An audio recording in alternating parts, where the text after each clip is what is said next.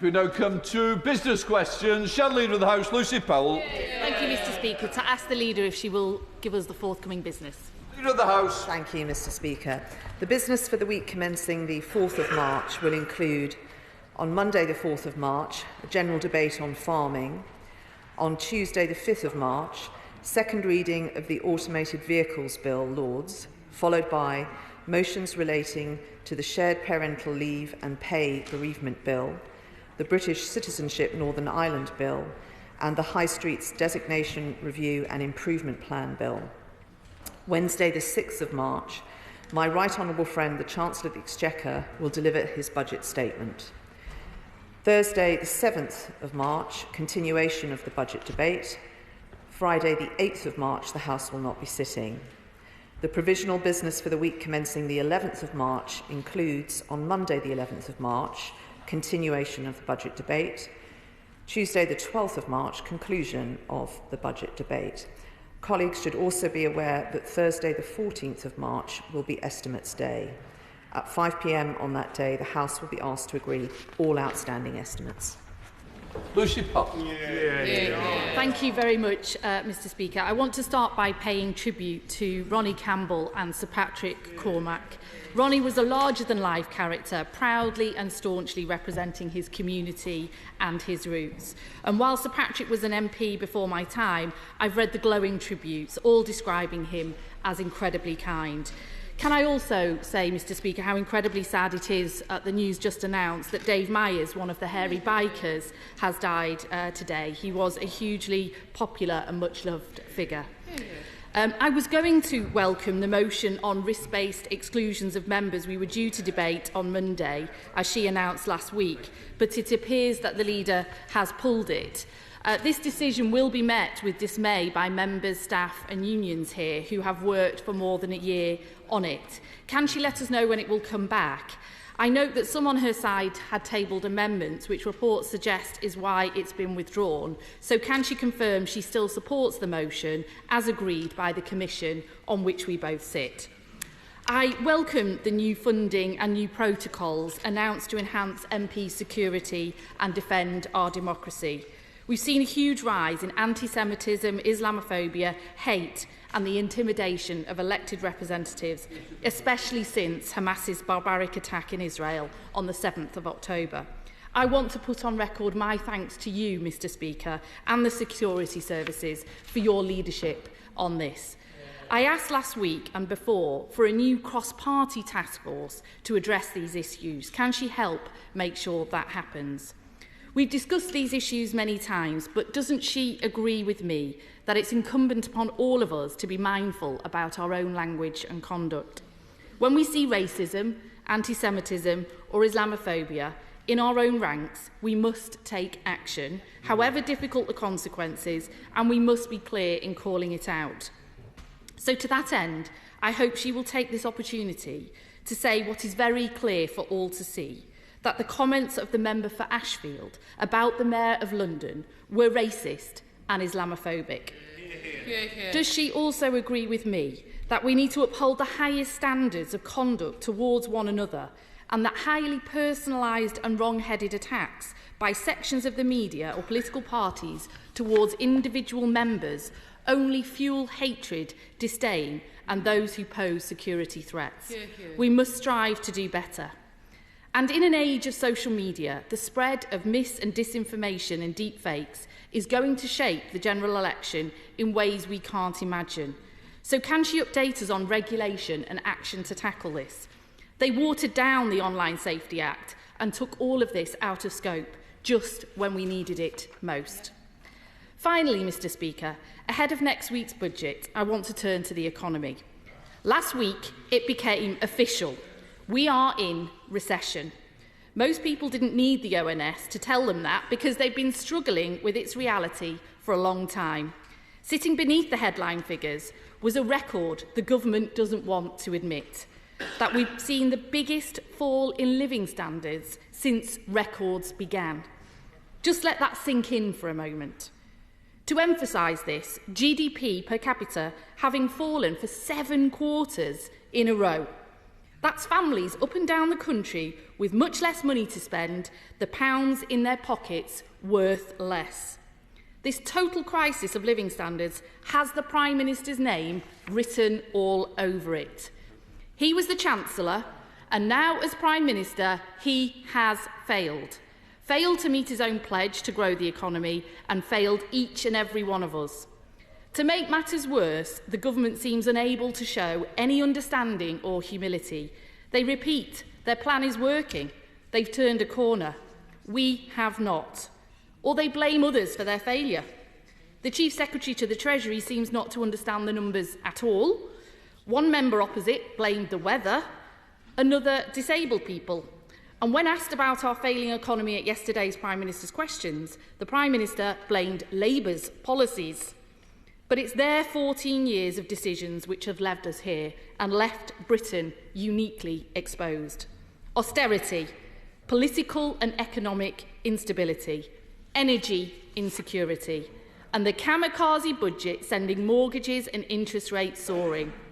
After 14 years, people are worse off, taxes are higher, costs are higher, growth is stagnant, and there is nothing the government can announce next week to change any of that. Hear, hear. Leader of the House. Thank you, Mr. Speaker. Well, firstly, can I add my voice to the many tributes that have been paid both to Lord Cormac and to Ronnie Campbell.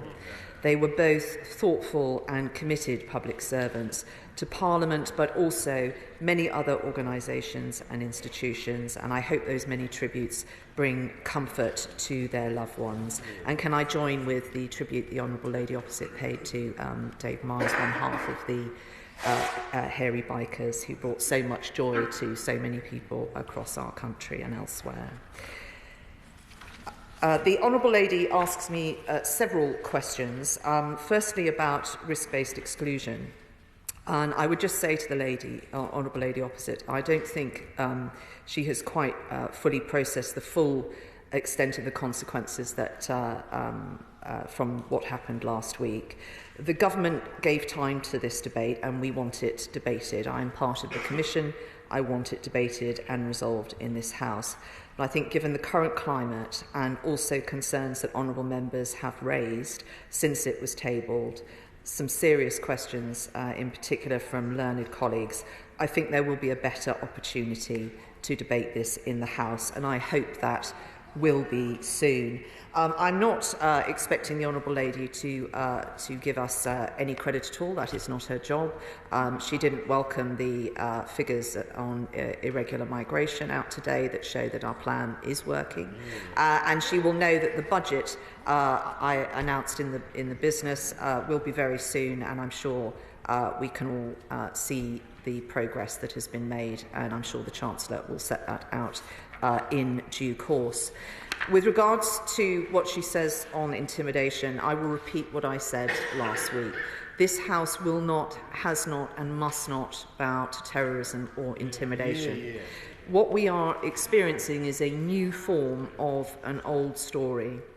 And as well as those colleagues who were slain since 2016, there are others who were murdered, whose shields are on the walls of this chamber above the door. There are members who still sit on these benches who can remember being issued with mirrors to look under their cars in the morning. And we're facing a new form of that old threat. It failed then and it's going to fail now. But while we focus on ending that threat, we must not lose sight of the good in our country and what we can all do to help this situation. The Honourable Lady members the issue of the Honourable Member for Ashfield, and I know that she will want to hear one word from the Honourable Member for Ashfield. However, yesterday he did provide us with 1,000. I read his piece in the Express, and it is some distance from the view that he expressed in that interview, and I think that what he wrote in the Express is his genuine view. Those 1,000 words we might have to accept are the closest we will get to a one-word apology that others seek. The Honourable Lady has understandably chosen to scold him, I would rather ask him, whatever political hue he ends up being, to consider all the good that he could do in these particular times with the trust and following that he has built up. She talks about what action the government has taken to combat these issues. I would point her to the work of the Defending Democracy Task Force and also the work that I have done in this place on combating conspiracy theories and the new systems that we have set up. But the Honourable Lady is right. We also need to reflect on our own behaviour. And I have to say that I would ask her to consider on whose benches members sit who have suggested that we lynch a government minister, or who've called honourable members scum, or who have said, and I quote, "I want there to be no situation where no Tory MP or coalition minister can travel anywhere in the country or show their face anywhere in public without being challenged." Which party's actions have made it more likely that an anti-Semite will be sworn into this House next week? Which party last week trashed the understanding and foundation of trust upon which this place needs to operate? The Honourable Lady rolls her eyes. I'd ask her just to consider what she could do to rectify that situation. There are many good people in the Labour Party. There are many good people who have also been driven from it. And what we are seeing, despite best attempts to knock it off the media's agenda or pretend it is otherwise, is that the strong moral compass we want to see from our nation's political leaders, especially at times like this, is missing from the party opposite. And that is sad and it is shameful. File of the House, Sir Peter Bottomley. Mr. Speaker, can I follow what the Honourable Lady, the shadow spokesman, said about the risk-based exclusion? I'm glad that's not coming forward next week. I think there should be more consideration. It's a matter of record that 2 major newspapers made sex-based accusations against me.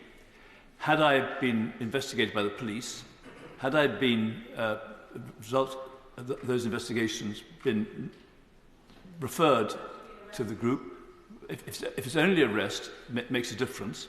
But I think it's also absurd to think, and naive, that were someone to be suspended and to get a proxy vote, that their anonymity could in any sense be guaranteed in this country or in reporting in other countries. There's a serious problem. I'm not certain we found exactly the right way of dealing with it. Can I then turn to whether the government can make a statement next week on revisionism over who is the lead designer of the National Holocaust Memorial and proposed Learning Centre? One of the government's nominees as chair of the foundation is quoted in Jewish News yesterday as saying Ron Arad is the person responsible. Every government quote from 2016 onwards acknowledged quite rightly that the main designer was Sir David Adjie, OM, a name that can't normally be mentioned because of problems I don't want to go into on the floor of the House. Could ministers say that they are referring to Lord Pickles, the press notice which went out in the Holocaust Memorial Foundation's name in 2016, in 2018, and every year since? We must actually get it right and not change the facts. Well, can I thank my right honourable friend, and he should be reassured that we are listening to the House. Risk-based exclusion and other such schemes are a matter for this House, and all members need to have confidence in those processes. He has again very successfully got on record his concerns, in particular about that aspect of the Holocaust Memorial, and he will know that I will make sure the Secretary of State has heard what he has said, and he can raise it also with him directly on the 4th of March. SNP spokesperson Deidre Brock. Mr. Speaker, a lot has happened since the leader and I last faced each other, and I do want to commend her for her intervention in last week's events. She acted, as she said, to defend the rights of minority parties. That was the right thing. But what a dismal reflection on Westminster that the rights of minority party MPs in this place now need protecting and defending. And the whole House knows how we got here. Now, at some point, we will get to the bottom of what pressure, exactly what dealings were done behind Victorian screens, and what simply urging the Speaker actually meant. To be fair, some Labour figures were fessing up at the weekend, or perhaps gloating about their tactics, all because the SNP wanted to debate an immediate ceasefire in Gaza. Now, people might ask today why I'm not tackling the leader on her government's economic policies, or Brexit, or child poverty. And we will return to our normal business question exchanges, of course. But at the core of our work as MPs is that all members, all parties, must be treated fairly and must be seen to be treated fairly. For as long as Scotland sends MPs here, we will expect and demand that. No one party can be allowed to change the rules by bullying. Now, there isn't a great deal the Leader of the House and I agree on, but I know on this we do. What use can she make of her officers to ensure that we never find ourselves in this sorry procedural mess ever again? Can she tell us when the replacement SNP Opposition Day will be held? And finally, I have to say this, after the giant lobby of Parliament by campaigners yesterday, I must again raise the government's repeated delays in delivering full and fair compensation to those infected and affected by the contaminated blood scandal. I know the leader recognises the fully justified depth of anger about this, so can she tell us what progress has been made ahead of the budget to set up the structures of the compensation scheme transparently and in consultation with victims and their families, so it's ready to start allocating funds at the earliest possible opportunity? Well, can I thank the Honourable Lady for her question, and I understand why people will have to wait for normal combat to be resumed between us. I do disagree with one thing she said, and that, and other honourable members have said it, is that this chamber, Westminster, collectively did not cover itself in glory last week. I think that this issue has been about the actions of particular individuals and what they have done. I think that many members of this House did a good thing last week by standing up to protect the rights and the foundation, the rule book that we operate on. And those that were caught up in something else, I think many members have recognised that that was the wrong thing to do, and that we do need to address that. The government is going to give the SNP more time to have the debates that it ought to have, and I understand that the Speaker has also commissioned the Procedure Committee to look at the particular procedural issues that happened last week. I understand that is narrow, the scope of that work, so it should be swiftly done, and I hope that it would be concluded before we, the SNP, have their next debate, so that they can have confidence in how that debate will run. On her final very important point, we have just heard from the Paymaster General, who is leading the issue of infected blood on behalf of the government. She is quite right that I have very strong views about this, but I have to tell her that they are shared by the Paymaster General and the government benches. That is why we set up the inquiry. That is why we set up the compensation study to run concurrently with the inquiry, so we didn't have to wait any more time before people got proper redress. And I know that the Paymaster General is working on this very, very swiftly. He updates me on a regular basis, and we will keep the House informed. Pauline. Thank you, Mr. Speaker. As we approach the first anniversary of the enactment of the Marriage and Civil Partnership Minimum Age Act 2022, I'm very concerned to learn that child marriages are still taking place and those with safeguarding responsibilities are failing to prosecute. It's my understanding the relevant authorities are failing to interpret the law correctly, particularly in relation to marriages taking place overseas. Could we have a statement on what further education is required as a matter of urgency, so that all those with safeguarding responsibilities have the necessary knowledge and skills to protect children? Leader. Well, can I thank my right honourable friend for all the work she has done in this particular area. It has, she's been an absolute force for good, and we would not have had that legislation brought forward without her great efforts. She is absolutely right that we want to ensure that people are taking, and particularly with safeguarding responsibilities, are taking those issues seriously. She will also know that there is a private members' bill looking at the responsibilities statutory authorities have in this regard, and I will make sure that the department has heard the Honourable Lady's concerns on this matter. I'm sure, given her reputation, they will be listened to. Mearns. Thank you very much, Mr. Speaker. Can I thank the Leader of the House for our meeting yesterday and for the business statement confirming the timing of the estimates debates for Thursday the 14th of March. Can I inform the House that applications for those debates must be with the clerk of the committee by lunchtime on Monday, so there isn't much time in order to sort that out. So that's this coming Monday, the 4th of March at lunchtime, and those would be before the committee on Tuesday afternoon at our normal meeting. And can I also let the Leader of the House know that I've now received a letter from the Procedure Committee regarding the proposal to change the timings of debates in Westminster Hall, so I'm hopeful that it'll have that imminently as well. Mr. Speaker, can I add my penneth, as it were, for the memory of my friend Ronnie Campbell. I've only been a member of this House for 14 years, but I've known Ronnie for over 40 years, and I'll be at his funeral in Blyth tomorrow, and I'll certainly pass on the best wishes of members of the House to his wife Deidre and his sons tomorrow when I see them. Deidre. Well, can I thank my honourable friend for delivering our messages at Ronnie's funeral tomorrow, and also thank him for the very helpful advert for the work of his committee. He will know that we are very keen to ensure that the new innovation on Westminster Hall sitting hours can be brought into effect, and he has my commitment to that. And I will also ensure that we are giving him good notice about future timings for his committee. I'm very conscious, as we discussed yesterday, that there have been debates that were moved for very understandable reasons and important matters relating to Northern Ireland. Coal mining communities, I think, was the debate that was moved, and we want to ensure that there is time for those matters to be heard.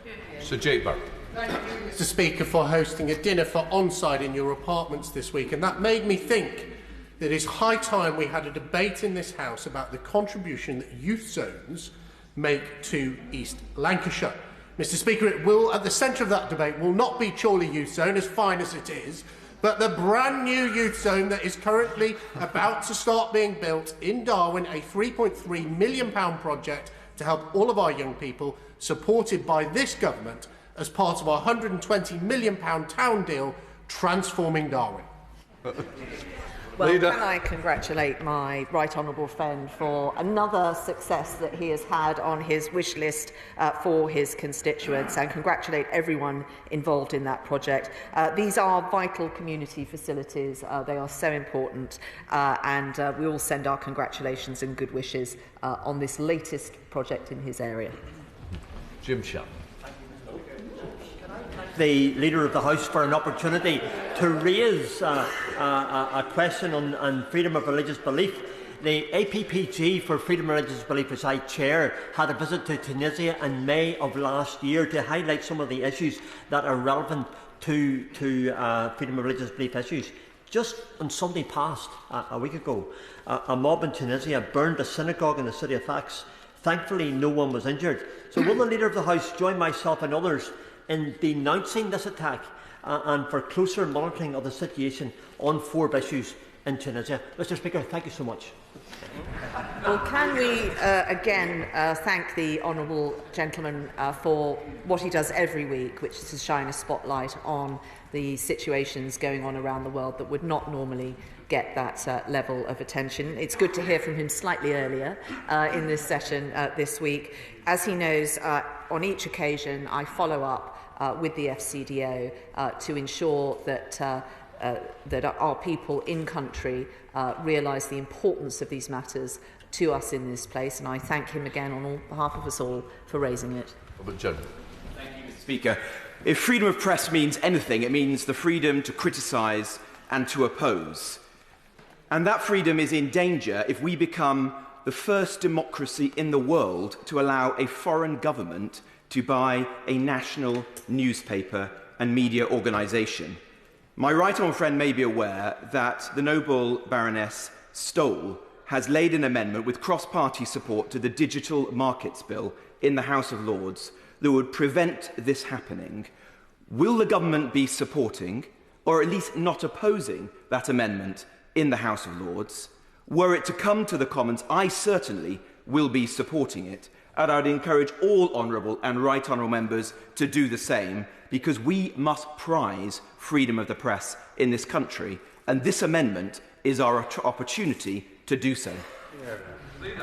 Well, I agree with my right honourable friend in what he says, and having a free press and a competitive media sector is a vital part of our democracy. The Secretary of State has an obligation to intervene in media transactions where there is a public interest to do so. There is as he more than many will understand, there is a statutory judicial process. It wouldn't be right for me to comment on that, but on the general point he raises, he is absolutely right, and whilst he was speaking, there was audible support for the position he has outlined from across this chamber. Lilian Greenwood. Thank you, Mr. Speaker. On the 7th of November last year, I wrote to the then Secretary of State for Health seeking a meeting with myself and a cross-party group of local MPs to discuss an issue of concern raised by our constituents. Following the reshuffle and having received no reply, in December I wrote again to the new Secretary of State. We've still not had a response, let alone the meeting we sought. With the NHS on its knees, I appreciate that the Health Secretary must have a full inbox, but does the Leader of the House agree that it is simply unacceptable that after almost 4 months, members of this House are still waiting for a Minister to reply to our correspondence? Well, there are very clear guidelines in the terms of the time frame that departments need to respond to ministers, and she will know that my office takes this very seriously. We are involved in training the parliamentary clerks in departments to ensure they understand what those obligations are. If she would like to give me some further information, I will follow up on the matter of parliamentary correspondence. I don't know the specifics of the issue that is concerning the Honourable Lady and her colleagues. She will know that many decisions will be taken at a local level, but I'm sure she has already spoken to her board and local commissioners. So I will make sure the Secretary of State has heard what she has said today, and she can raise it with her directly on the 5th of March. Andrew Rosindell. Speaker, sir, the Leader of the House will be aware that the Barking-Havering Redbridge University's NHS Trust operate the Queen's Hospital in my constituency. I'd like to praise the staff and the Chief Executive for all the work they do to look after my constituents. However, will she ask the Secretary of State for Health to come and make a statement about the situation in the Accident and Emergency Unit? We're seeing 30% of patients being seen within 4 hours, and yet there is a national average of 5%. That really is unacceptable. So would she ask the Secretary of State to come with me to visit Queen's Hospital, to look at solutions and discuss how we can serve the constituents of Romford better when it comes to the local hospital and NHS services in the London Borough of Havering? Well, can I join with him in the praise that he heaps on his healthcare professionals, and particularly at the Queen's Hospital in his constituency. He may be aware that the Secretary of State's predecessor did a piece of work to ensure that we were able to compare the performance between different trusts and also different hospitals across the whole of the UK, so we could identify where there was more assistance needed or whether there were issues with performance and so forth. I will make sure that the Secretary of State has heard what he has said today, and again he can raise it directly with the front bench team on the 5th of March at questions. We're a Hobhouse. Speaker, for some time now, I have been in support of a safeguarded assisting dying law for mentally competent, terminally ill adults with a prognosis of 6 months of life expectancy. I was not always of that opinion. I had to go on a journey, but I have really come to the conclusion that there's overwhelming evidence that this would be a positive step in the right direction, and public opinion is now very much in favour of a change in the law. I recognise that there are considerable concerns on the opposite side of the argument, but in light of the news that the Isle of Man and Jersey are considering a change in the law, isn't it time that we in this House have a fresh look at this debate and have a debate in government time on this? Well, I thank the Honourable Lady for her work in this area. She will know that, that if such matters would come to the floor of the House, it would be on a free vote basis. These are matters of conscience. I do understand very much the head of steam that is building behind this issue from both sides of the argument. It has been a little while since we have had a debate of that matter. She will know what options are open to her to secure a debate. Whether it's an adjournment debate or indeed from the backbench business committee, but I will make sure that all relevant departments have heard what she has said today and what other honourable members have said too. Thank you, Mr. Speaker. My right honourable friend will have constituents, as I do, who have their water supplied by Southern Water. After 2 weeks of obfuscation, reassurance, denial by the company that there had been any pollution incident at Fillerton wastewater works in my constituency, we heard yesterday from the Environment Agency that there had been a significant pollution incident of a level that would be hazardous to human health. Can my right honourable friend help me in providing government time for a debate in this place as to whether Southern Water remains a fit and proper company to be managing water resources in our region, and she will know as well as I do that it is not simply wastewater that they cannot cope with. They aren't any good at supplying drinking water either. Well, I thank my right honourable friend for leaving the House in no doubt of her frustration and disappointment at the situation with Southern Water. I have too experienced similar feelings towards that particular company. And I think what is particularly disappointing in this particular episode that has affected the Honourable Lady's constituents is, although there's massive progress been made in monitoring where there are storm overflows and what is happening, we've gone from just 6% being monitored to close to 100%. What is also critical is the quality of that monitoring. And I think the Honourable Lady had been given assurances of what was happening and the type of water that was being expelled into a river, which turn out now to be not the case. And I think there are questions for Southern Water, there's questions for the Environment Agency, and I will make sure that the Secretary of State for DEFRA has heard what she has said today and what she has raised, and ask his officials to get in contact with her office. Kevin Brown.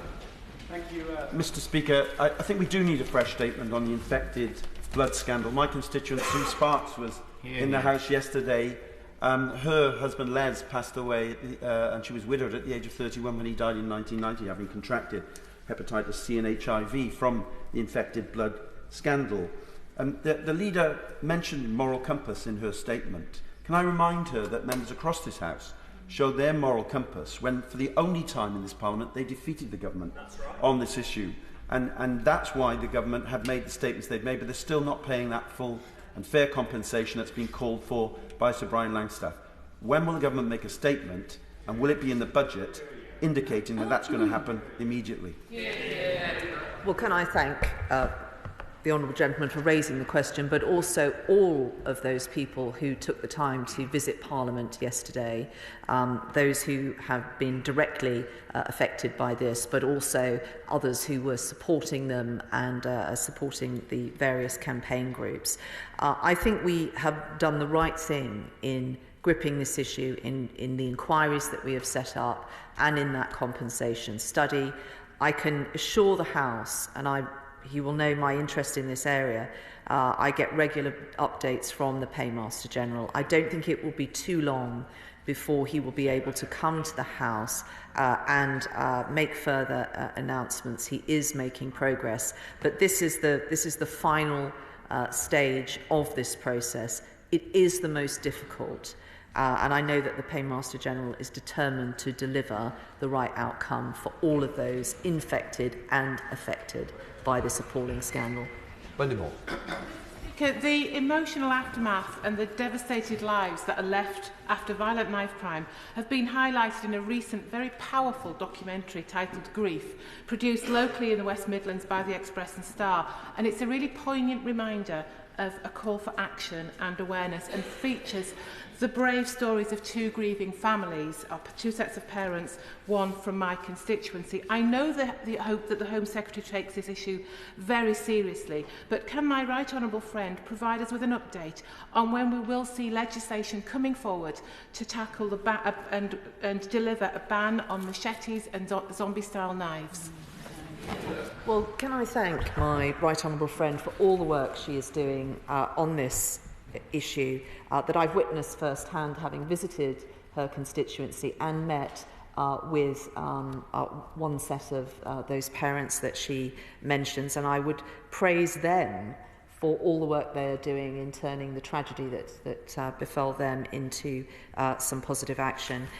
She kindly mentions that the Home Secretary is committed to this issue and is continually looking at what more can be done. I think the particular statutory instrument that she is referring to, which was laid before Parliament on the 25th of January, is currently on remaining orders and is to be debated in both houses yet. But I think that will be extremely soon, and she knows that we are making progress on that. Christian Wakefield. Thank you, Mr. Speaker. On the 18th of January, I raised the case of Portsmouth South Landfill in my constituency, which has been given off an awful smell due to the operator breaching their licence. I asked the leader if we could have a debate in government time in regards to giving the Environment Agency more teeth for matters like this, and I appreciate her writing to the Environment Secretary on my behalf. However, can we have a statement from the Secretary of State on potential prosecutions of those operators who breach their licence, so our constituents no longer suffer from this stench and that we can stop the stink? Well, can I thank the Honourable Gentleman for his continued work in this area, and my office stands ready to help him on all fronts. He will know that he can raise this directly with the Secretary of State on the 14th of March. Given that that is a little way off, I shall make sure what he's heard, that he's heard what the Honourable Gentleman has said today. Ray Manchester. Speaker, last week the government-funded organisation Tel Mama published its latest data on anti-Muslim hatred and Islamophobia incidents. That data showed there was 2,000 plus incidents in 4 months, an increase of over 300%. Since that time till now, there's been no statement from the government on tackling Islamophobia. Last week, there was a statement from the government on tackling anti-Semitism. Can the Leader of the House clarify to me, when will the government make a statement on tackling Islamophobia, noting those latest data?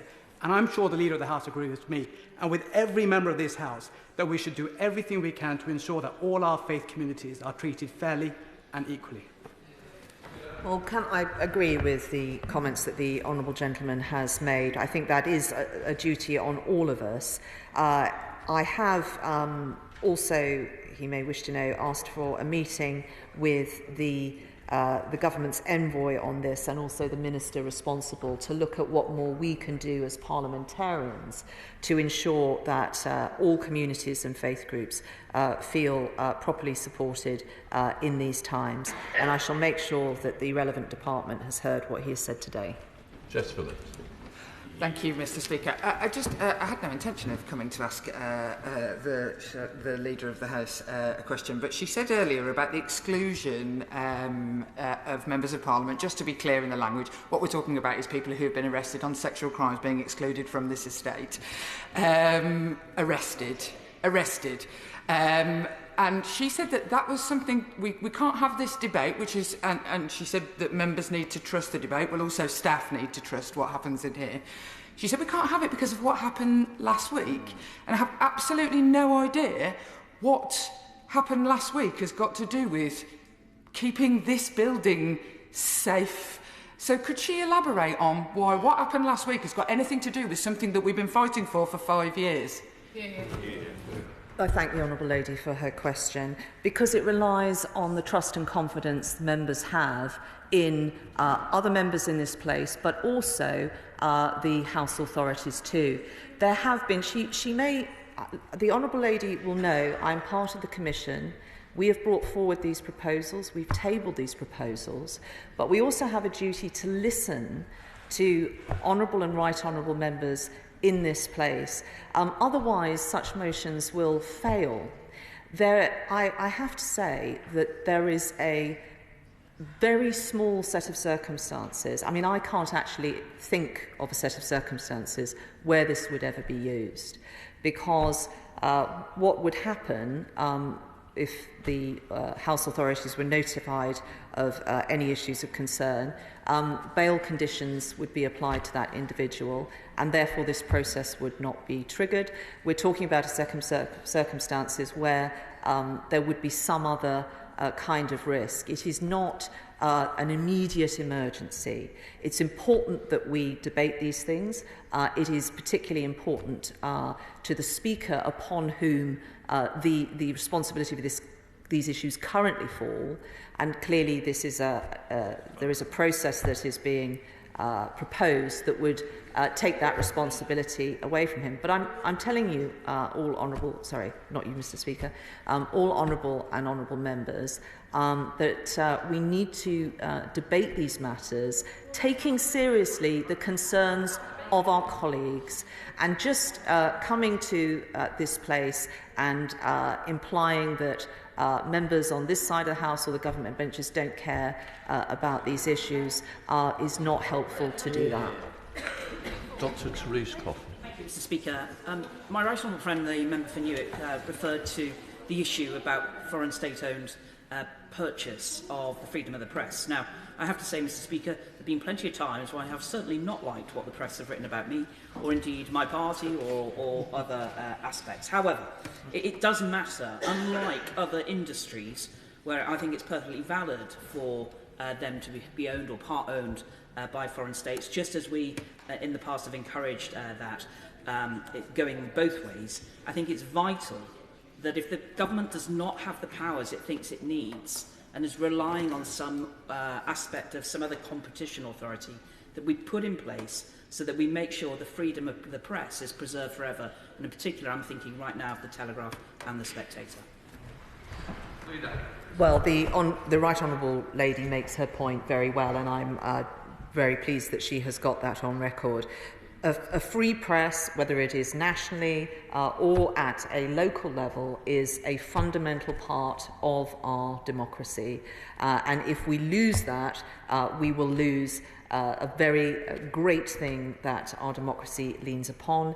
It should be protected. I think honourable members and right honourable members will continue to raise their concerns about this matter, and I will make sure that the government has heard. Alan Brown. Mr. Speaker, my constituent Mary took ill health retiring in 2010 to later discover she needed to wait to 66 for her state pension. But during that time she received no benefit support after losing ESA, wasn't advised to apply for PIP and lost her home due to affordability issues. So she's been let down the DWP at every turn, increased pension age without notification, and incorrect advice and benefits, and no guidance in qualifying years, leaving her with a reduced state pension. So what steps is the government taking to make sure the DWP give everyone the correct advice and support they are entitled to, including NI contributions towards their state pension? I thank the honourable gentleman for raising this question.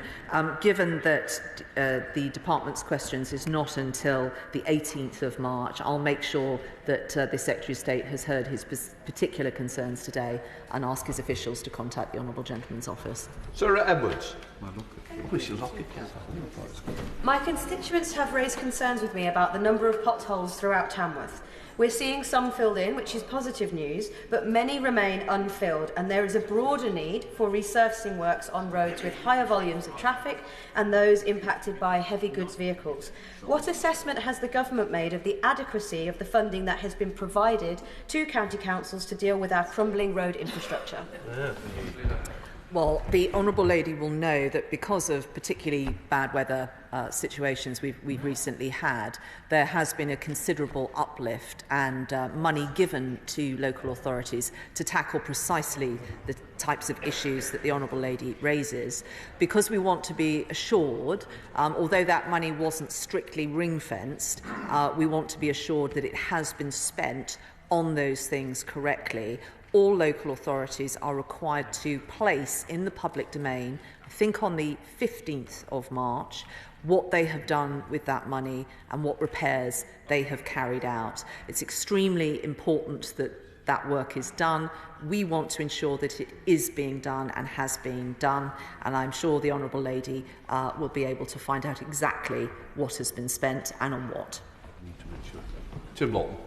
Mr. Speaker, the Leader will have heard my challenge to Cabinet Office Ministers earlier about the worrying uncertainty swirling around the Inspectorate for Migration, Immigration and Borders after the sacking of David Neal. And it's disappointment we've neither had a statement from the Home Office, given the urgency of the situation, or we failed to get the urgent question that I applied for on behalf of the Home Affairs Select Committee. Given that the issue is not just the status of the 15 unpublished reports, some for a very long time, but also uncertainty about the status of the Inspectorate and whether the Inspectorate can actually carry on with its existing work on existing reviews, let alone take up its scheduled reviews, and how they'll be reported in future until we have a new Inspector, which may take at least 6 months. Could I ask the Leader urgently to get clarification from the Home Office about the working of this very important Inspectorate, about a very topically important issue at the moment?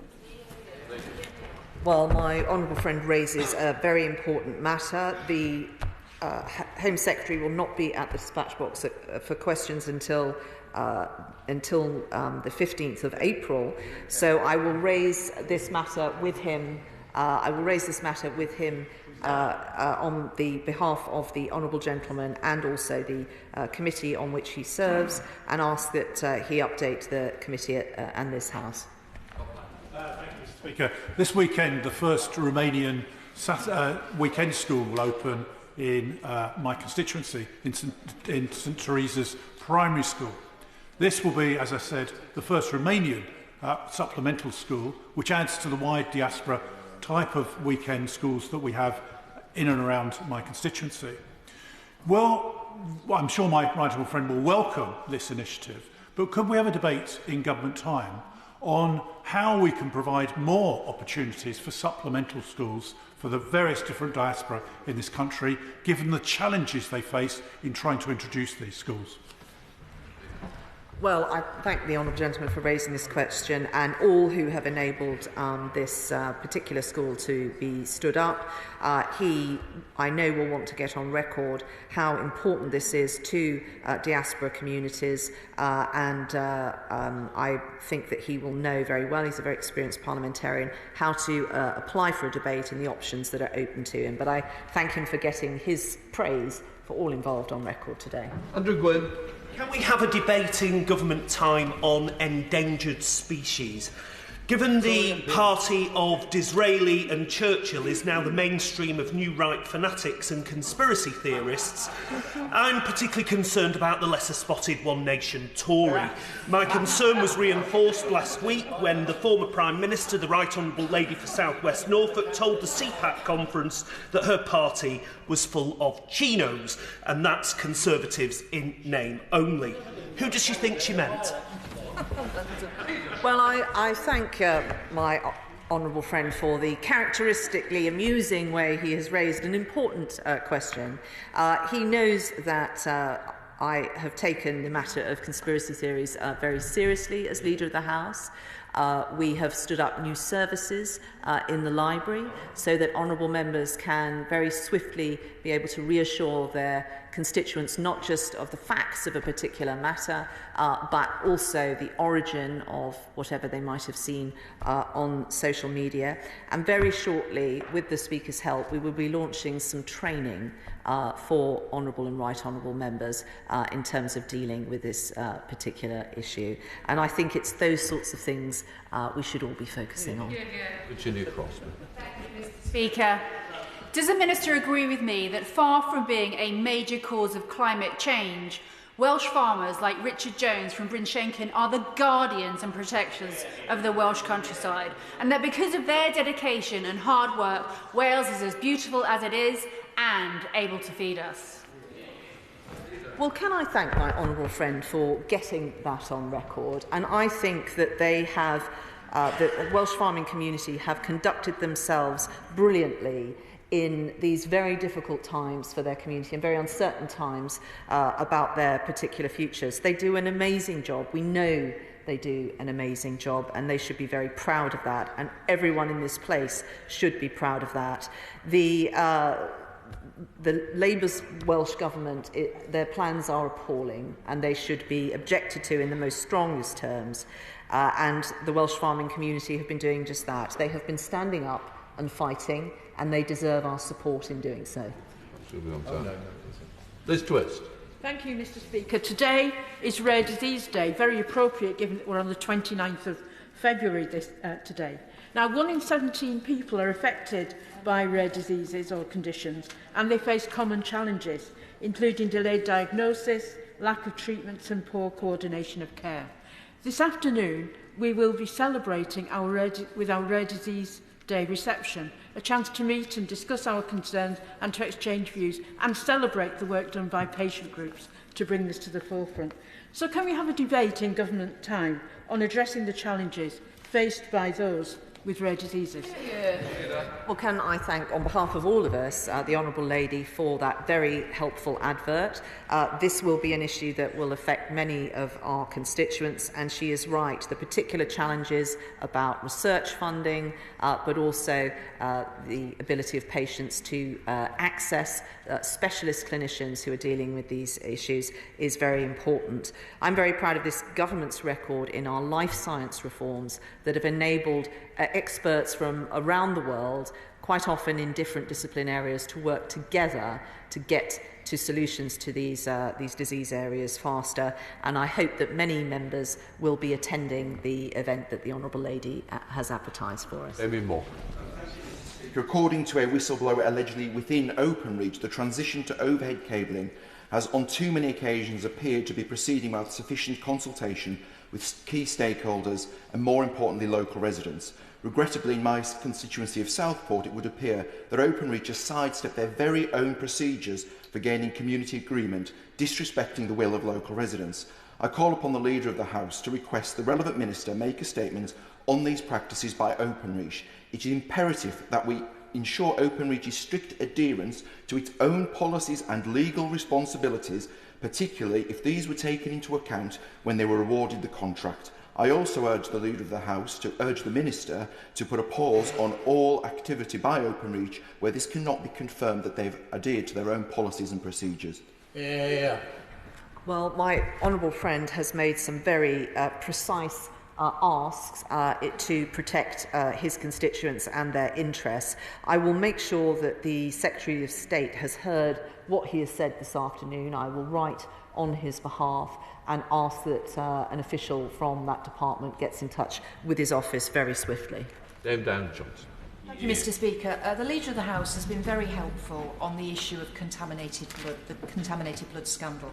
I wondered whether we might have a statement from the government about the issue that's arisen in the last few days, that the expert group who are working with the Minister on, at pace I understand, setting out the compensation that will be payable, we are not allowed to know who those experts are. And the written answer that was given to one member of this House was that that was for reasons of their privacy. The Leader will understand there is a huge amount of distrust because of what's happened over the last 40 and 50 years in this scandal. Why is it the government will not tell this House and the population at large as to who is actually advising them and giving them that expert advice? Well, can I thank the Honourable Lady for raising this and all the work she is doing on behalf of those infected and affected by this terrible scandal. The Paymaster General has just been at the dispatch box. I did not hear all of the things that he said, but I shall certainly make sure that he is in touch with the Honourable Lady on these specific points. I know he has on other recent personnel concerns. I know he wants to ensure that trust and confidence is retained during this process, as well as being able to move swiftly forward. I think one of the things he has to balance is precisely that. Everyone in this House wants this to be resolved swiftly. This final piece of work, which is the hardest piece of work in this whole process, needs to be gotten on with and done. And I know he doesn't want that slowed down, but you're quite right. The Honourable Lady is quite right. We need to ensure that people will have confidence in the outcome. Well, Paulson.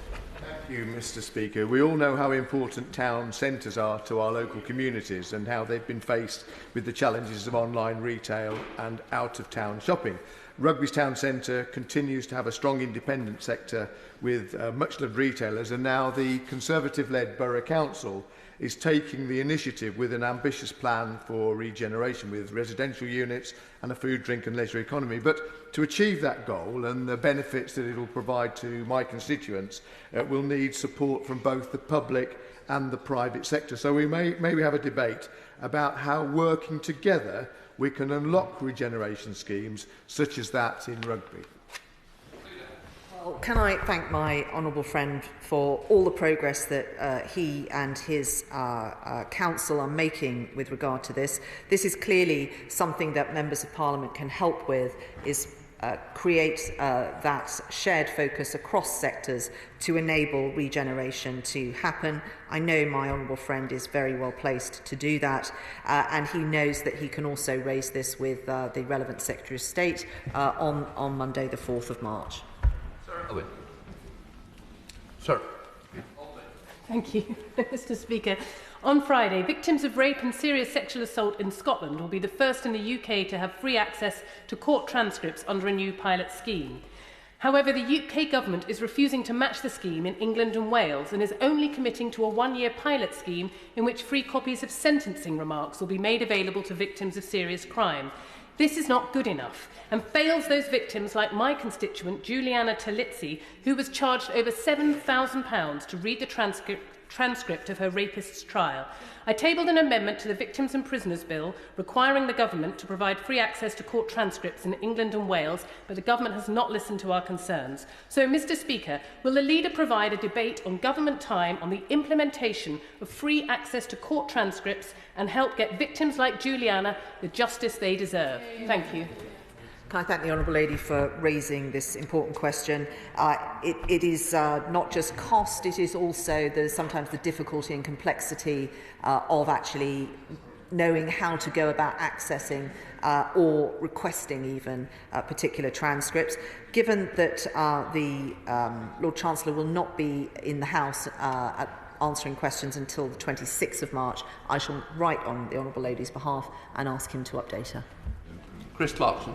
Thank you, Mr. Speaker. Over the last week, some fairly serious concerns have been raised about the conduct of the Right Honourable Gentleman, the Leader of the Opposition, and his role in the events leading up to last Wednesday's deeply disappointing debacle.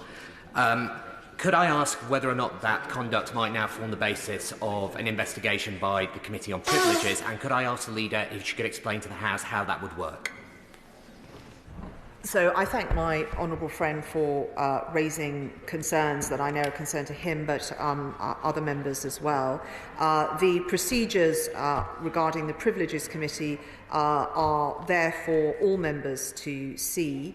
The House must ask the Privileges Committee to carry out any work of this nature, and it is incredibly important that any requests to do that are following the rules and therefore are confidential, and that confidentiality is incredibly important to that process, and so the first the House would hear about this would be from the Office of the Speaker.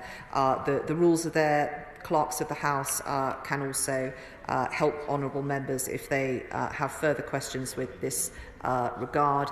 I do hope that the House will be able to move on from what happened, but I do understand fully why people want the facts examined. Winter.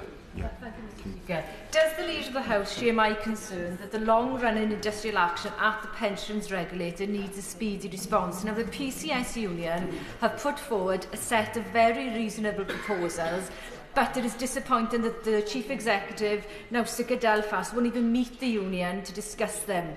PCS members are taking their second day of the latest round of 12-day strike action have passed as part of a dispute that is now into its 7 months. So I hope the Leader of the House will agree that we need to find time to have a debate on this dispute to ensure it can be resolved and to prevent further damage to staff welfare and the organisation's reputation.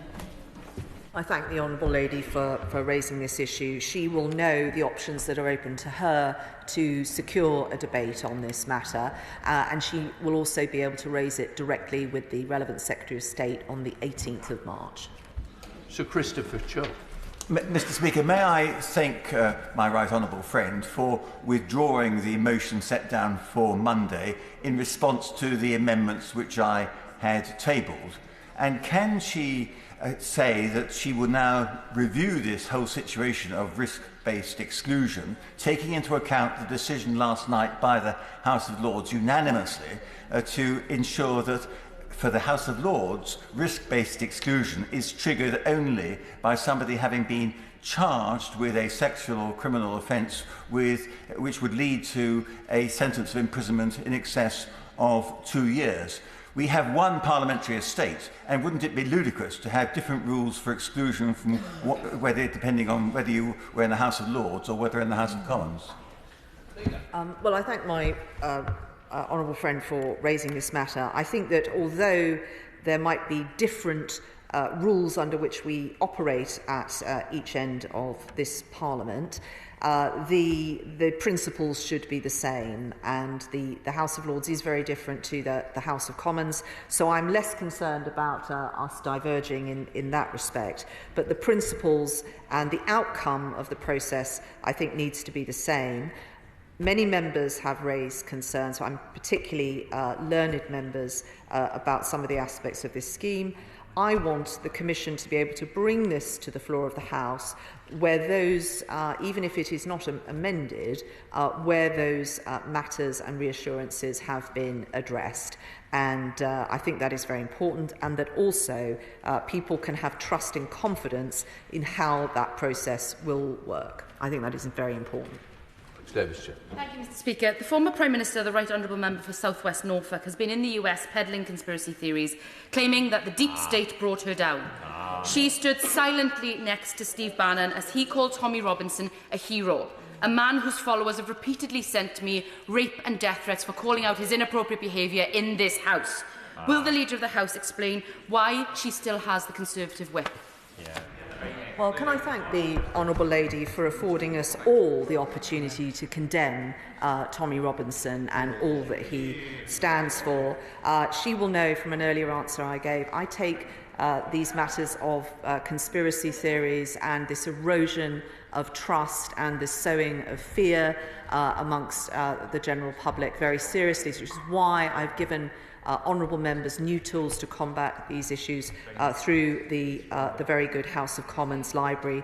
But I will also take it as a ringing endorsement of this government's progress and the fact that our plan is working, that the members on the opposition benches this week have been so obsessed with the former Prime Minister and not the current one. Patricia Gibson. Madam Deputy Speaker, new analysis shows that the Scottish Government's policies will lift 100,000 children out of relative poverty and 70,000 children out of absolute poverty in 2024-25, a direct result of actions taken by the Scottish Government to eliminate this scourge in our society. Indeed, the Child Poverty Action Group described the Scottish Child Payment as a game changer in driving down child poverty. Will the Leader of the House make a statement recognising the importance of the Scottish Child Payment in combating child poverty, and whether or not this is a measure she would like to see rolled out across England so that the poorest children in England can also benefit from this vital support. Well, one of the strengths of the Union of the United Kingdom is that we can choose different ways of doing things, very often achieving the same outcomes and certainly sharing the objectives that we have. She will know this government's record in this area. We have 1 million fewer workless households. We have lifted, I think, on more recent figures, more than 500,000 children out of poverty. These are things that we all must work on, whatever particular systems are covering our nations. Justin Matters. Thank you, Madam Deputy Speaker. I'd like to follow up on the word salad the Leader of the House gave in response to the question from my honourable friend, the member for Birmingham Yardley, in response to why the risk-based assessment process has been pulled from the order paper. She talked about last week's events being part of the reason for that. Surely last week told us actually that the security and safety of people who work on the estate, not just members, is really, really important, and it should be more of a priority. She also said in response to my honourable friend's question that it's important that we have a debate, so surely keeping the matter on the order paper, having that debate and actually ventilating the issues in the open would be the best way of reaching a resolution on this. And I'd also remind the Leader of the House that she promised that this would be voted on by the end of last year. Is there a date now by which we will actually get to move on this? Well, I will repeat my commitment to bring this to the floor of the House. I tabled it, I wanted it to be debated, but I just would challenge what the Honourable Gentleman has said. Last week was not about the security of members of this House. The Honourable Gentleman is under a complete illusion if he thinks that is the case. What happened last week was that the things that we trust in our rule book in this place was upended for political advantage. I don't want to bring forward a debate which requires honourable members to trust in systems that we are putting in place where that trust is fractured. Let's work together to rebuild that trust. Let's address the concerns, the legitimate concerns that our colleagues have raised, and let's bring it back to be debated. That, I don't think, is a controversial view. Thank you, Madam Deputy Speaker. I've always opposed capital punishment on the principle that it's wrong to take a life, so it can't be right for the state to take a life in revenge. Events have caused me to reconsider my position. So, Madam Deputy Speaker, can we have a debate on crimes against humanity and the appropriate punishment for those who perpetuate, collude and cover up for these atrocities and crimes so severe that the ultimate punishment may be required? I think the Honourable Gentleman's incredibly subtle question is not lost on anyone in this House where he might be taking it. It is appropriate that the finale of this session, which has featured so heavily conspiracy theories, should fall to the Honourable Gentleman. And I would just caution him also just to reflect with the things that have been said about his own behaviour, what he does on social media, the security measures that have had to be stepped up for honourable members in this place in the wake of some of his social media tweets and questions in this House. Whatever my disagreements with the Honourable Gentleman, I will always stand ready to get answers from departments and assist the Honourable Gentleman in his work. But I'm going to call out on every occasion when he is doing things that are, I think, a danger to our democracy and also the safety and security of members of this House. And finally, Matt Weston. Thank you, Madam Deputy Speaker. Last week's data showing that the UK economy was in recession, 7 quarters in negative growth. Also, the fact that we have the worst performing economy in the G7 is pretty damning. However, the situation in the West Midlands is particularly concerning. Last November, PricewaterhouseCoopers published a report predicting that the West Midlands would have the lowest growth of all regions in the UK.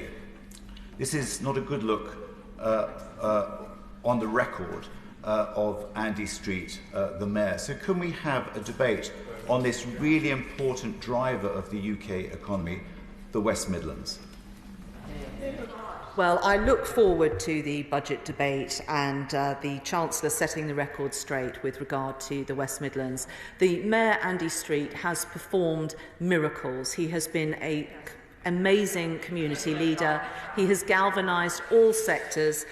He is regenerating parts of Birmingham and suburbs around that have not had the attention and inward investment that they need.